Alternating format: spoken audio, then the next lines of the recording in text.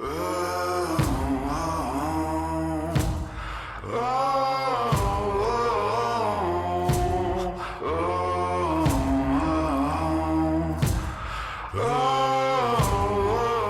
are listening to the Gritty Podcast, where we talk about all things gritty. Life is not easy. It never was, and it never will be. A good life takes grit. Prioritize who you are and who you want to be, because life isn't fair, and a little grit can make all the difference.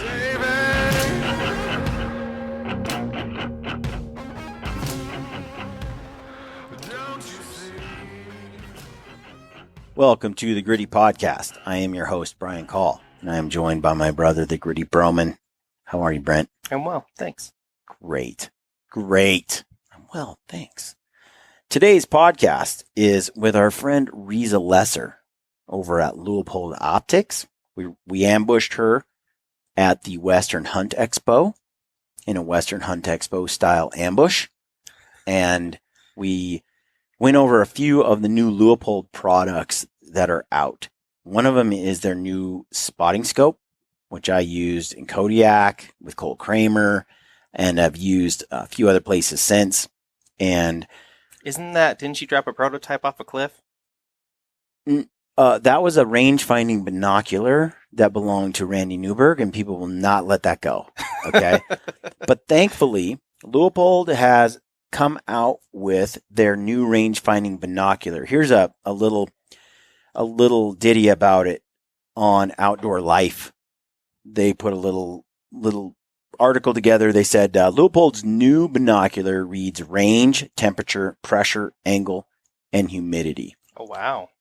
So Leupold has just announced its brand new RBX 3000, a range-finding binocular that is capable of ranging from 5 to 3,000 yards or meters. It also reads temperature, pressure, angle, and humidity. Combining a rangefinder, binocular, and atmospherics into one unit eliminates the need to carry 3 different tools in the field, which I honestly didn't believe I would do. I didn't believe that if I had a rangefinding bino that I'd give up my handheld monocular rangefinder. Because as a bow hunter, it's like, well, it's discreet. You pull it up, you do your thing, you put it down. But once I started using a rangefinding bino in real life, which was the prototype I dropped off a cliff that belonged to Randy Newberg, before I did that, once I use that, I realized I don't think I'll go back to a monocular because, having the correct bino harness so I can easily slide it out. Mm-hmm. Unlike some competitor brands, the button is in the right-hand side for the rangefinder, which you can't reach it when it's on the left. So one-handed operation. I got my bow in my left hand. I'm pulling the rangefinder out in the binos, out of the chest harness. And it's so easy to acquire target with the range-finding binocular because you got both eyes open, not one. Mm-hmm. It's not a binocular. It's 2 eyes. And you're really able to find your target. And then because you've got a little zoom in power, you're also able to know that you're exactly ranging the animal that you think you're ranging. You're not hitting a branch. You're not hitting a branch or a bush or like or you can see, okay, I'm hitting the animal's body right now. It's calibrated like that. Where with a binocular, I'm sitting there going, am I hitting the bushes in front, a matrix of branches, or am I going through that branch, hitting the actual animal's body? Like, it was so fast when I was hunting Coues deer in Arizona, I just brought it up, range instantly, and I was back at, going to full draw. And I wasn't carrying 2 items, a monocular and a binocular. And the binoculars were they worked great, clear glass. Performance was great. So I was surprised, to say the least, how much I liked the binocular. So if this sounds like a big sales pitch, really, it's just I like it. So they were cool. They're and then they don't just do range. They also did, what else did you say? Humidity and temperature? Temperature, pressure, angle, and humidity, which helps you with, all the issues with long range shooting. Can they score a buck for me? Probably not. It says... I think that's the only feature they're missing. I need to be able to score the buck beforehand. It says with this, all a hunter needs is the RBX 3000 and his smartphone-based ballistics app. and you can dial in your data and take a long-range shot. The unit boasts Leupold's well-known TBR, true ballistic range, capability, with the addition of a W for wind. Enter your personal ballistic data and wind conditions, laser your target, and the shoot to range will display along with suggested windage hold. That's and cool. You can dial your turrets and stuff on your scope, and boom. Yeah. So no more licking my finger, putting it up in the air. I just got to put my binoculars up in the air. There's different tools that the people use to check wind and so on. Different apps, but it's a powerful tool. Now, I've used the prototype a couple of years back. I've been dying for this to be made public. I love the thing. So I'm excited to see how it performs along with other items. This display inside the RBX 3000 is LED, meaning in layman terms that it should be plenty bright enough to read during the sunny midday conditions. The unit weighs 36 ounces and is offered in 10x42 power. It will retail for about $3,000 and be available in late spring 2019. So Riza and I go over that just a touch. We just hang out a little bit. She's awesome. Good friend. Everyone at Leupold is awesome. I love that company. I love what they stand for. They support Gritty. I support them. They're awesome people. So if you're in the market for a new set of binos, you're looking for a rangefinder, this combo could be the ticket. Check it out. And before we do that, we need to answer a question. We're trying to get through some of these questions that come in to the podcast because responding email by email is rough. This one is one about the Total Archery Challenge podcast we did with Sean DeGray not too long ago. And this is from Sean. And he says, not Sean DeGray. This is different Sean. He says, Brian, just started listening to your podcast a few months ago and just recently heard the episode about Total Archery Challenge. One of the things to remember for the whiners out there, we'll just say the people who didn't get tickets to the Total Archery Challenge, is that just like hunting, Total Archery Challenge isn't all about the shoot. I'm not a bow hunter yet, but still went up last summer to the event at Snowbird to volunteer at the BHA booth, Backcountry Hunters and Anglers. I had a blast meeting and working with the BHA board members, discussing Utah public land politics with Sitka reps, ran into a few old friends, checking out the other vendors on the base of the mountain, and working the BHA after party. I didn't spend a dime other than the gas to drive there, and still had a great time. One day when I finish school, I'll pick up a bow. And start shooting archery and bow hunting. Until then, I'll still be at TAC supporting the conservation groups, running the trail run, hiking the mountains, and playing at the resort. Yeah, stay gritty. So, great email. I think Sean is absolutely right. There are a lot of things happening at the base of the mountain at each of the events. There's the Alpha Bow Hunting Challenge, which you should check out with our buddy Phil, that people can go and check out. The Total Archery Challenge is still young. Like, it's only been out a couple of years. 4 or 5 years. Yeah, and it's becoming more than it grows every year. So it's more than just a shoot at this point. So even if you can't shoot the actual Total Archery Challenge, you can go and actually shoot your bow down at the practice course, which is open to everybody. Long range target to short range. You can hang out with the vendors and you stuff. You can hang out with hundreds of people who are into archery. Yeah, and you can attend the events that are external to that, the evening events and the other events. Like at some of these, we're going to be doing the Gritty Film movie night and Mountain Ops movie night. So there's a lot of cool stuff to do while you're there. And at the ones where Leupold's there, you can go and pick up a pair of these swanky new range-finding binos and test them right there and see how you like it, see how it performs. So you could probably do that at any sports store too, but still, it's a cool hangout. I think Sean is right. It's a good time that can be had. Sean's made something really cool there without actually having tickets to be in the shoot. We had another email from Jeff Hargis about seek outside Florida shelters in Arizona. He said, curious about your thoughts and Lamper's thoughts on using a seek outside Florida shelter in southern Arizona on the December-January coos hunts. First of all, I think that it works fine, and there were some guys there that were using one while we were there.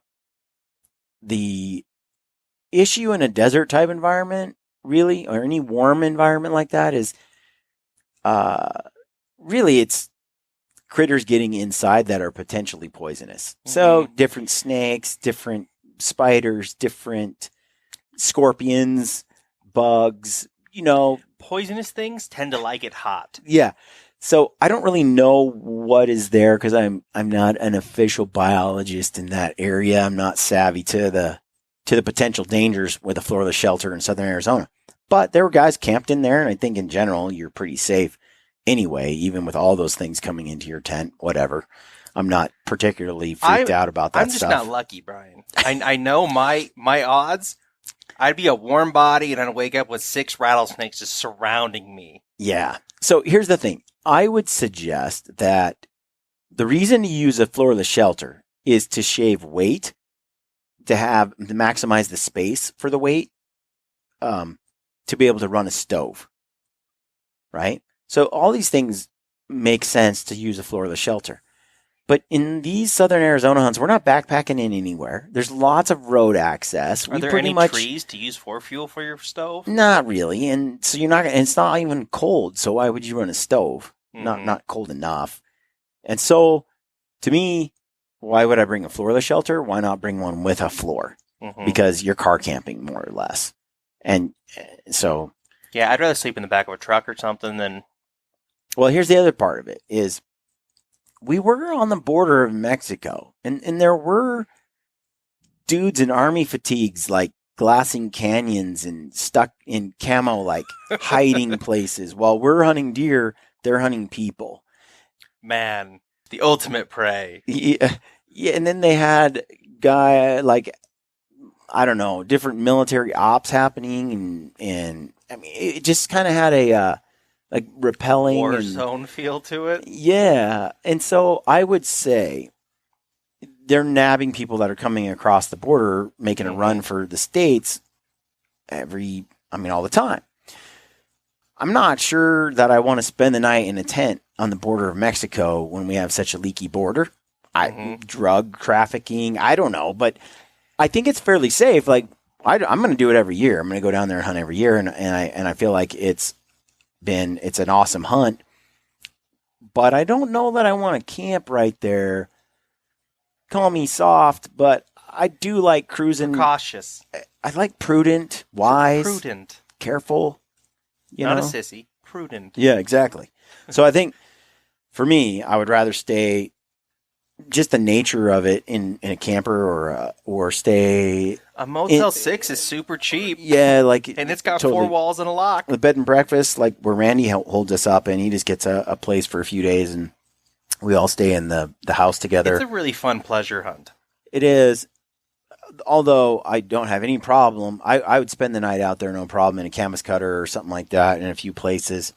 In general, I think it's prudent to perhaps get a little further from the border and camp in something that locks or has, a door. A barrier of some kind between you and the outside just world. Saying, I mean, you don't want to get into a shootout with some drug dealers if you don't have to. I mean, I don't know. I don't go to any of the stands for a reason, and there's a reason you should stay away from the southern border. So, crossfire. Anyway, hope that answers those questions. I appreciate the emails, and that should do it. We did give away the Hoyt bow. We told you guys yesterday, and we have not heard back from the winner yet. So, jury's out. We might have to do this drawing one more time, and you might still win the bow. So, and that's it. Hope you enjoy this podcast. As always, we appreciate your support. Leave us a review on iTunes if you can. We appreciate all of that. Really helps us in getting the word out on the show. And stay gritty. Coming to you live from the Leupold booth right now. Okay. We are recording? This is the weirdest contraption. So we're tethered to your brother right now. Nobody can tell. Yeah, everybody can tell. He's got like a leash. But I know. you can't Brian tell tried on to camera. drag me beneath Downer and someone else, and I was like, stop. Yeah. You're like, no. Just this is a little Ghostbusters action. That's all. Okay. You know. So what I wanted to do. What are you doing with your iPad? Okay. It's my Ready? little control panel, Okay. and then this is Yeah. the camera. Hey, Bruce. Look at this. Careful, don't push any buttons. Bruce, we're I don't live. know. He just threw this on me here. I'm tethered to his brother now. Hello. So let's do this. There's worse things in life. Ready? Okay, that's true. Hello, folks. Welcome to the Gritty Podcast. I am at the Western Hunt Expo with the Gritty Broman behind the camera. Please Who I hold just it met. steady. Officially. Yeah. And my friend Riza Lesser, Hello. Leupold Optics. Yes. And we are right here at Leupold, the booth here Yeah. at the Western Expo. And we have Be Relentless right here. Yep. And you were at the movie night last night. I was. Yeah. And I was like, I think I got What like was the best movie? third What row. was the best movie? Well, What was you the best can't movie? put me on the spot like that. They were all good, Brent. No, okay. I love all of my children equally. I do. I love 3 out of my 4 children equally. Green Tree, I don't hold that against you, but I can feel your pain. No, they were all really good and all totally different. And then I was like, oh, Phelps nailed it. I love how they captured some of the emotion and humor with Matt Davis and stuff in Yes. it. And then you go and show yours. And we didn't. And it's like exactly what we've been talking about, like some of the fun that gets had in camp. And you just put it out there. I'm like, I was cracking up watching yours, and I was like, yes, I How feel like awesome I were was Tanis there. And Doran? They are so... You've been telling me how wild and fun they are, and the fact that they were lovers, which how you threw into the movie too. I was like, oh, awkward, and then I say it here, which is mildly awkward. Yeah, as well, well, you know, they're very what you see is what you get. They're very quotable. Which to they me, are. which to me, 2 minutes and you come away with like 30 good quotes. To me, that's what it's all about, right? Being real. Yeah. Yep, being real. Oh, I was only friends with you because you were totally faux, Oh, which I heard was the French word for that's fake. French for fake. I thought it was French for Fox. Yeah. Yeah, I know. I love Dorn. Okay. See, I paid attention. I watched the movie. Yes. So, do you have any ivories I might. like I this? Yep. We're looking at some elk ivories These here. are not mine. I believe they asked for my photo, but my hands were not cute enough. So that is not me in this photo. Yeah, they weren't relentless. And that's Ryan Leif, They weren't relentless Vancouver Island. enough. It's a were shout out they? to him. Is he a hand model? Nice. No, that's why we have him wearing gloves. He gives 100% though. Hey, Just want you to know. Yeah. So, okay, I want to ask you. Oh, no. What is new with Leupold Optics? Nothing. We haven't come out with anything. Come on. Are you doing that and then really standing by? They stole him out of here. I was like, oh, you're standing by the range finding binos, aren't you? Where They're did hiding. They hit there 'em. they are. There they are. Can I see them? Yeah, we can get Pete to grab one for you. Will you just reach out and touch him? Well, I'm tethered here to the gritty we can walk around. Broman, so I can't even. I can walk. heading I can out. walk around. Oh, All right.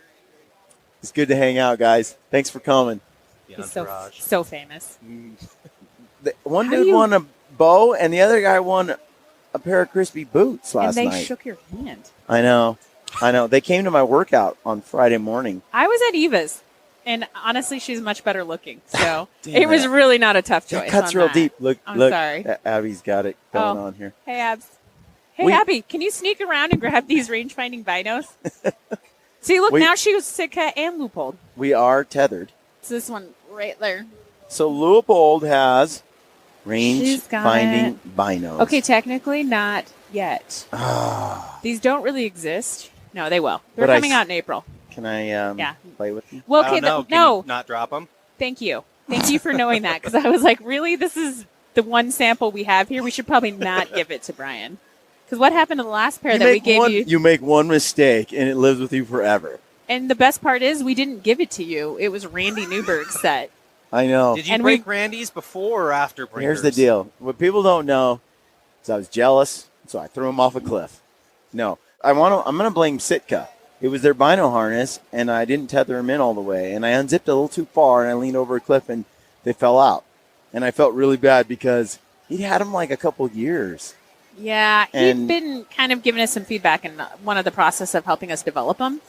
And so we give them to a few trusted people. And we allow them to kind of leak some of it as they're breaking through. So it was different armor. It looked different. I think we had a different color panel on the outside. And then you go and take it and throw it off a cliff because you're just jealous. It was an accident. Yeah. And the sad part is how great this glass is. It's not even going to do justice with this fluorescent lighting here. So tell me about these, because I'm a huge fan of these. And Not just because you're jealous? Yeah, you kind of seduced me with them 2 years ago. Okay. Let's be honest. Okay, so this is Leupold's first range-finding bino that we're officially launching. It'll be, I think, shipping the end of April. Uh-huh. It's the RBX 3000. It's a 10x42 model. We've been working on this for a few years. Mm-hmm. We've been getting questions about it all the time, and we're just like, yeah, that'd be a great idea. We should come out with one. You probably did. Yeah, the minute we tell you, we know everybody knows. So we say 3,000 because you can range to 3,000 yards. Okay. And then obviously there's some variance between white and black targets and different some conditions with that. But I think you're going to be really impressed with the lens coatings that we put in here and the way that the glass performs, which we're known for with even our rifle scopes for the low light transmission, early morning, late at night, kind of important times when you're hunting. Yes, as you've seen. Because most of the animals we hunt are crepuscular. Crepuscular. That's French for meat jerks. That means they primarily move at dawn and dusk.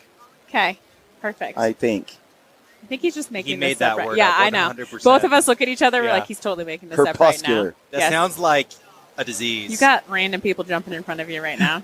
They probably think they're X-ray binos. These are cool, man. Man, they're just so. And you know what? I mean, you've used and felt other brands. I mean, they're Yeah. fairly light and compact, right? For they as are. much of electronics and durability that they have to have. I think they did a good job. Good job, product team. And the button is on the correct side, Right. so I can have them in my bino harness and I can slip them out right-handed Yes. with my bow in my left hand, Yep. Then range, and drop them back in. Mm-hmm. People like Winicky who are wrong-handed may not appreciate that, Yeah. but that's How much are they going to cost? can't tell you that. Gosh. Just tease it out there and then you can't give me a price? We'll post it. It's okay. For you, it's probably like $6,000. Are you excited about these? Yeah, very much. Yeah. Yeah, you got to check them out. You really do. You need to go pick up a pair and actually see how they perform. I don't know how much I can talk about it, but I mean, it's almost here. So I've met with some very experienced guides Okay. who have used these in very harsh conditions. Yes. And use them side by side with some of your leading competitors. Let's say in places like Nepal. Yeah. Oh, okay. Like Yeah. that. Yeah. And we're able to basically capitalize on hunts that otherwise wouldn't have been able to because of your rangefinder performance, Yeah. basically. It's a lot more difficult to put together this setup with rangefinding capability than people realize. Yes. And I can just say from experience that the Leupold rangefinder, it's one of the few that work in fog, rain, snow, in those harsh conditions when you really need it the most. Yes. Right. We So- have a lot of environmental testing that goes on in Oregon because if you know anything about our weather, and I Right. know that you've lived there, we Yeah. do get a lot of rain, Well, fog. It's a little overcast. Yeah, a well, little bit. I remember 12 using months these out of the year. So I used these a couple years back before I dropped them off the cliff, and what I wondered was why it took so long to get what I was using into production. Because even the generation that you were using, we still went and perfected the glass beyond that, right? And then they wanted to make sure that the durability of this would, stand up to what our brand's been known for, right? Like with our the lifetime guarantee on all our rifle scopes and stuff like that, things get trickier with electronics because things can evolve, right? So we need to be on top of it for all of that. But needing to make something that was really durable, functioned well, had the accuracy like you're used to with our rangefinders, the performance of the glass that you're used to, it took a lot of our engineers' time to get there with this, while we're also launching other stuff. I mean, think about the bandwidth and machine The capacity. CNTM line, that's all new. Yep. So what you're telling me is I can actually drop these off a cliff and they would be fine. Not the way you handle it. We're probably going to need to send it back for servicing and get it cliff checked. are we Yeah, talking about? exactly. I am hard on stuff. Yep, I really so am I. I believe that I might have had a sample unit as well and then had to make a phone call back that they may have been destroyed. Good. It's not Yeah. just me. No, I it's am. not. Nick Schmidt is 15 yards away. Oh, he doesn't even know. And what I like is how I can range exactly Nick's ear Okay. and I know the exact yardage of his ear. Where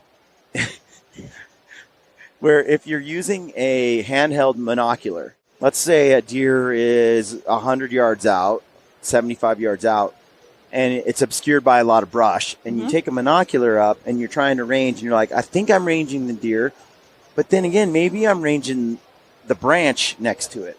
Right. I never realized how much I valued a range-finding bino until I used one. Okay. And I always thought as a bow hunter, I probably wouldn't even bother with a range-finding bino because, hey, man, I got this little tiny monocular bino that was like that rangefinder that's just handy and lightweight and all that.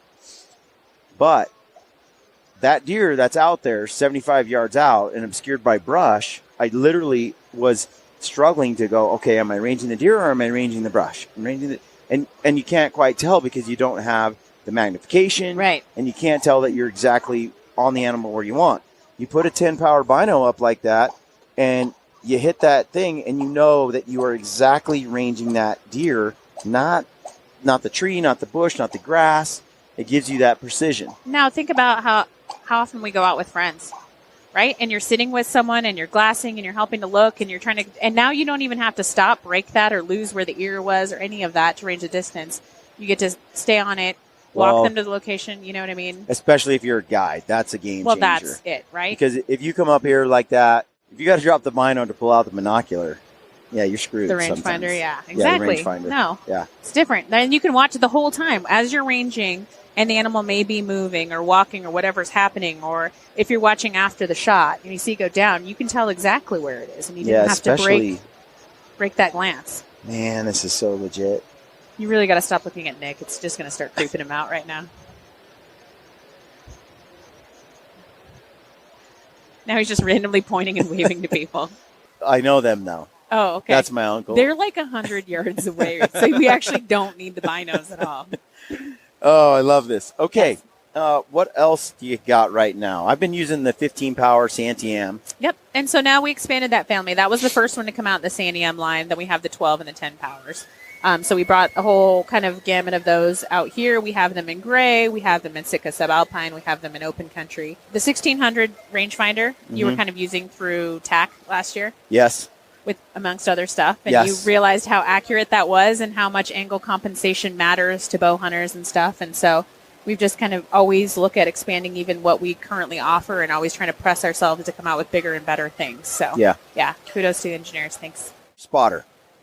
Yeah. Haven't really gone over the spotter much on the podcast. It's still really new. I used it on Kodiak with Cole Kramer. And tell me about this. So this is, we've had the gold ring spotter in our family for a long time. And this is the first time that we've had a nice angled eyepiece. We've had a lot of feedback from the guides and outfitters that we work, including Cole Kramer, who are complaining about the style that they use their spotters in, and then that the folded light path that we had with some of our gold ring spotters wasn't kind of accommodating for the style that they were using it for. So this was another one that's been in the works for a few years. Zach and the team have been working hard to make sure that they could get their own performance and the eye relief and everything else that you need on it. I feel like if you're still looking at the kids 100 yards away, that we probably don't need this. I feel like I'm spying on people. Right. Oh, yeah. I see that guy back there. Very cool. Yep. So the spotters are new. We do have this in straight as well as angled. So these are the Santiam spotters. Yep. This is also the SX5 is what they're called. So we have both of them here, and they're available at the show. And then other than that, in our rifle scope line, we have had launched the Mark V, which is kind of has crossover, for the long range shooting. That community also are a lot of times hunters. And so they've been asking for a lot of those feature sets on all of those. So that was new, and it's come out in MOA. That's now shipping this year, so not just mill-based. Yep. And I think you guys were using some of those at the Leupold Optics Academy? Yes. With Jordan Casey, and Casey? Yeah, especially Casey. Yes. Playing around with it. Very cool. It's not cheap, though. No, it's not. But a lot of times we have to take into account all of the manufacturing time and engineer work it takes to have that kind of, magnification range from low power to high power, the way we want the glass to perform, the coatings that we put into it, the fact that you can do 2-turn rotations on the dials.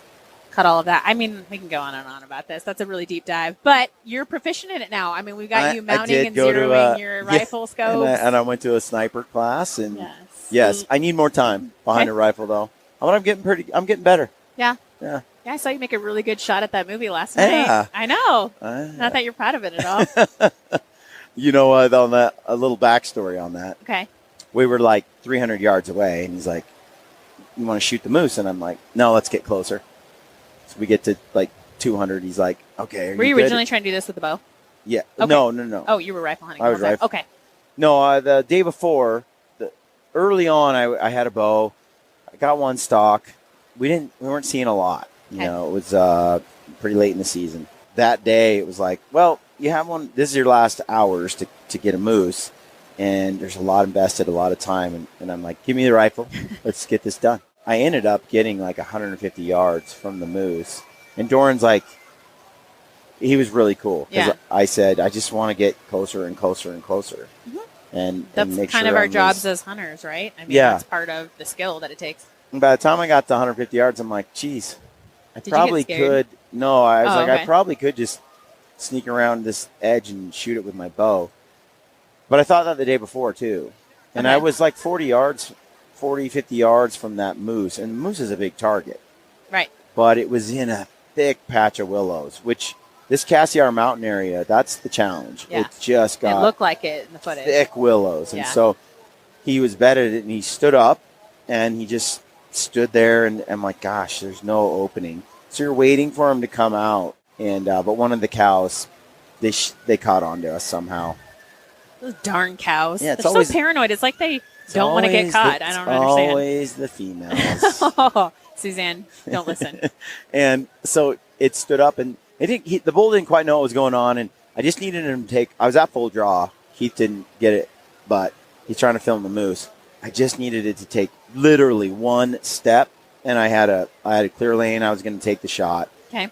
And he didn't. He took like 7 steps. Right. And he's back in some thick brush, and that went on for a minute or two. I was at full draw like twice, and then he just had enough and he ran off. It was heartbreaking to be that close. Yeah. You know, with the bow and ready to go. And you doubt yourself, and you're like, what did I do different? What could I have done? Did I have to mess this up? But I'll say this. Some people asked about it.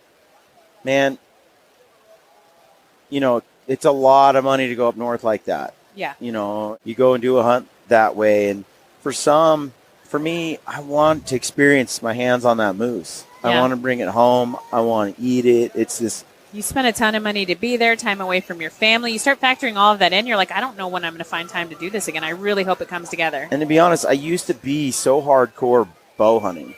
Bow hunt or die. Okay. But nowadays, I like it all. I'm doing more of it. More rifle hunting than ever. Talked to Donnie Vincent. He's funny.